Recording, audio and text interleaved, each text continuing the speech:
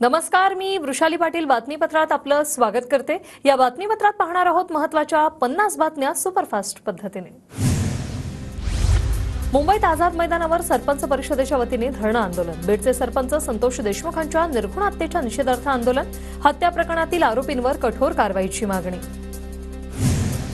मंत्री धनंजय मुंडे धाराशिव जिल्ह्याचे पालकमंत्री नकोत, मराठा बांधवांचं जिल्हाधिकाऱ्यांना निवेदन।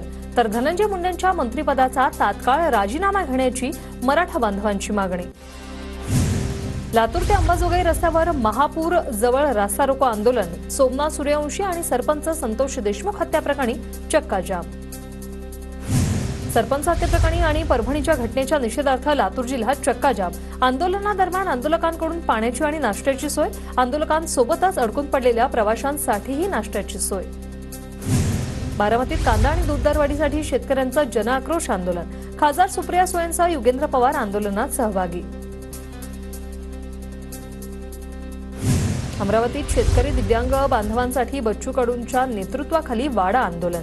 बकरी आणि मेंढ्यांसह विभागीय आयुक्त कार्यालयावर मोर्चा। मनोज जरांगेंवर एका तरुणाने युट्यूबवर आक्षेपार्ह कमेंट केल्यानं अहिल्यानगरमध्ये मराठा समाज आक्रमक। तरुणावर कारवाई करण्याची मराठा समाजाची मागणी। मोर्चात मोठ्या संख्येने मराठा बांधव उपस्थित। सांगली पालिकेच्या संभाव्य घरपट्टी करवाढी विरोधात कुपवाड शहर संघर्ष समिती आणि व्यापारी संघटनेचं आंदोलन। कुपवाडजवळ व्यापारी संघटनेकडून रास्ता रोको आंदोलन। राज्य मंत्रिमंडळाच्या बैठकीत एचएमपीव्ही विषाणू संदर्भात चर्चा। विषाणूचा फैलाव रोखण्यासाठी उपाययोजना संदर्भात बैठकीत चर्चा। पुण्यात भाजपच्या ठाकरे गटाला धक्का। 5 माजी नगरसेवकांचा भाजपात प्रवेश। चंद्रशेखर बावनकुळेंच्या उपस्थितीत माजी नगरसेवकांचा पक्षप्रवेश। नागपुरात एचएमपीव्ही विषाणूचे 2 संशयित रुग्ण सापडले। एका 7 वर्षीय मुलगा आणि 13 वर्षीय मुलीला विषाणूची लागण झाल्याचा संशय। दोन्ही लहान मुलं उपचारानंतर बरे झाल्याची माहिती। नागपुरात सध्या एचएमपीव्हीचा एकही रुग्ण नाही। 2 संशयित रुग्णांचे सॅम्पल्स पुण्याला पाठवले। 2 दिवसात अहवाल येईल। नागरिकांनी घाबरण्याचं कारण नाही। नागपूर जिल्हाधिकारी इटनकर यांची माहिती। एचएमपीव्ही व्हायरसच्या पार्श्वभूमीवर बीडमधील आरोग्य विभाग अलर्टवर। बीडच्या शासकीय रुग्णालयात आरोग्य अधिकाऱ्यांकडून पाहणी। नागरिकांनी घाबरून जाण्याचं काहीही कारण नाही, डॉक्टरांचं आवाहन। एचएमपीव्ही विषाणूच्या पार्श्वभूमीवर सांगली जिल्ह्यात येलो आरोग्य यंत्रणा अलर्ट मोडवर। सर्व प्राथमिक आरोग्य केंद्रांना दक्ष राहण्याच्या आरोग्य विभागाच्या सूचना। राज्यात 1 एप्रिलपासून सर्व वाहनांसाठी फास्टॅग अनिवार्य। राज्य मंत्रिमंडळाच्या बैठकीत महत्त्वाचा निर्णय।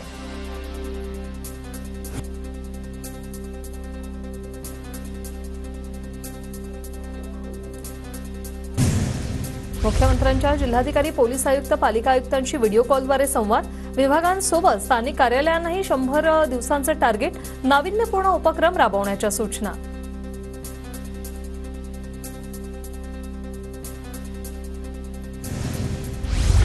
भारतीय क्रिकेट संघाचे माजी खेळाडू व्यंकटेश प्रसाद यांनी सहकुटुंब घेतलं साईबाबांचं दर्शन। साईबाबा संस्थानाकडून व्यंकटेश प्रसाद यांचा सत्कार। अमरावतीच्या धामणगावातील अंजनगावात रामलीला कार्यक्रम संपन्न। 1 दशकानंतर रामलीला कार्यक्रम झाल्यानं भाविकांची मोठी गर्दी। रामलीला कार्यक्रमात रामभक्त मग्न। गोंदिया जिल्ह्यातील मुलामुलींसाठी पहिल्यांदाच 100 मीटर आणि 1600 मीटर मॅरेथॉन स्पर्धेचं आयोजन। मैदानी खेळांची आवड वाढवण्यासाठी अभिनव उपक्रम। साताऱ्याच्या पुसेसावळीमधील भारतीय सैन्य दलातील जवान प्रमोद कदम यांच्यावर शासकीय इतमामात अंत्यसंस्कार। अंत्यदर्शनासाठी नागरिकांची मोठी गर्दी।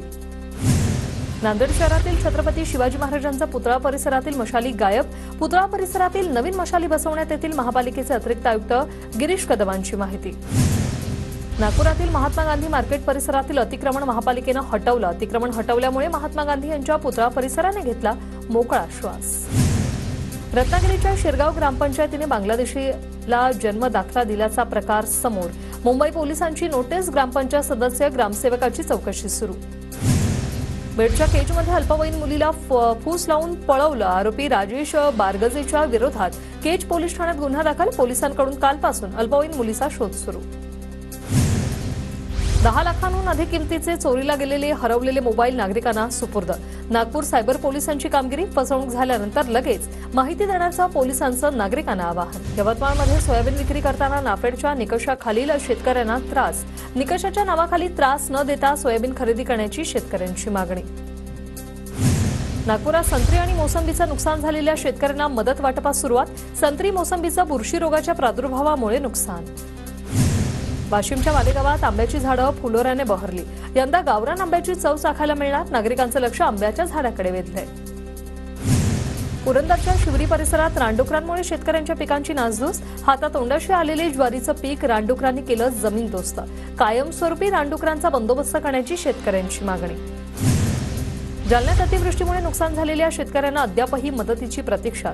412 कोटी रुपयांची रक्कम जाहीर झाली, मात्र खात्यावर पैसे न आल्यानं शेतकऱ्यांमधून नाराजी व्यक्त.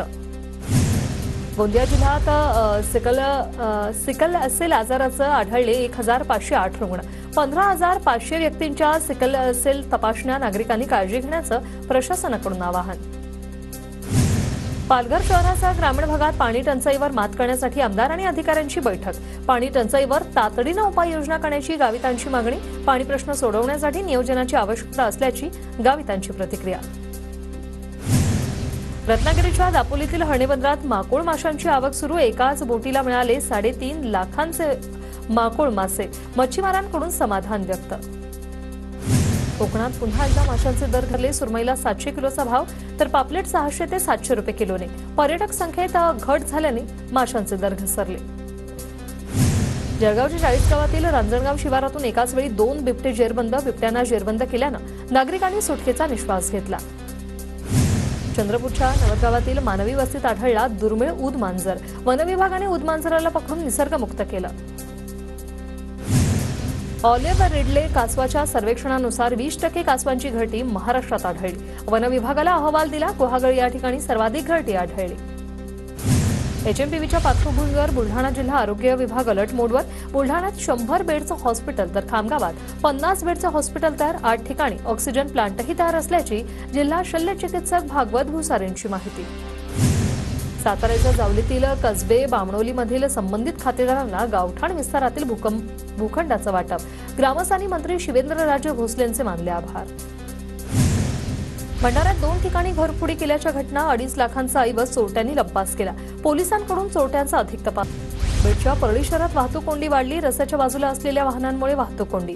बेकायदा पार्किंग करणाऱ्या वाहनांवर कारवाई करण्याची नागरिकांची मागणी. पुण्याच्या जुन्नरमध्ये दुचाकी आणि 4 चाकी चोरणाऱ्या चोरट्याला पोलिसांकडून अटक. 17 दुचाकी आणि 2 4 चाकी आणि 43 टायरची चोरी केल्याची चोरट्यांची कबुली. आरोपीकडून 31 लाखांचा मुद्देमाल हस्तगत. नाशिकच्या येवल्यातील चौफुलीत सिग्नल यंत्रणे कार्यान्वित असताना वाहनधारकांकडून वाहतूक नियमांना तिरांजली. तर वाहनधारकांकडून वाहतूक नियम पायदळी तुडवण्याचं काम. वसई विरारमध्ये महिला बालकल्याण विभागाकडून अंगणवाडीच्या मुलांसाठी नवा उपक्रम. अंगणवाडीतील मुलांना वेगवेगळ्या साहित्याचं वाटप. पालिका हद्दीतील 413 अंगणवाडीतील विद्यार्थ्यांना साहित्याचं वाटप.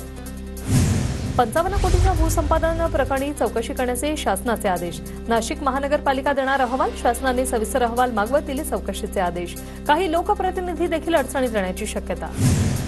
नाशिक शहरातील खड्ड्यांप्रकरणी महापालिका आयुक्त आक्रमक. अभियंत्यांना दररोज अहवाल सादर करण्याचे आदेश. अहवाल न दिल्यास अधिकाऱ्यांवरच कारवाई करणार असल्याचा इशारा.